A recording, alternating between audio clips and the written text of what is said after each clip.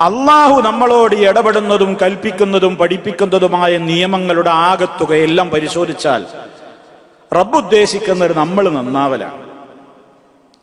നമ്മൾ എന്തെങ്കിലും അബദ്ധങ്ങളോ അപാകതകളോ ജീവിതത്തിൽ സംഭവിച്ചാൽ അവനിലേക്ക് ഖേദിച്ചു മടങ്ങണം.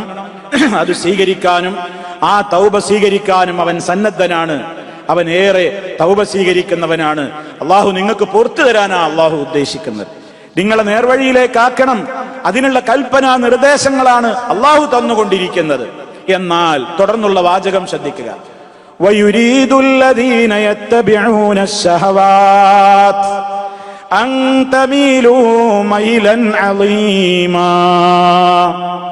വയുരീദുല്ലദീന യത്തബിഊന ശഹവാതി, തെമ്മാടിത്തങ്ങളെയും ദുർവൃത്തമായ പ്രവർത്തനങ്ങളെയും തോന്നിവാസങ്ങളെയും പിൻപറ്റിക്കൊണ്ടിരിക്കുന്ന തെമ്മാടികൾ അവരാഗ്രഹിക്കുന്നത് അന്തമീലൂ മൈലൻ അളീമാ, നിങ്ങൾ വമ്പിച്ച പിഴവിലേക്ക് ആപതിച്ചു പോകണം എന്നാണ്. നമ്മൾ പിഴക്കണം എന്നാണ് ലോകത്തുള്ള എല്ലാ തെമ്മാടികളുടെയും ആഗ്രഹം. അതിനുള്ള മാർഗങ്ങളാണ് അവർ നാനാവിധേന ഉപയോഗിച്ചുകൊണ്ടിരിക്കുന്നത്.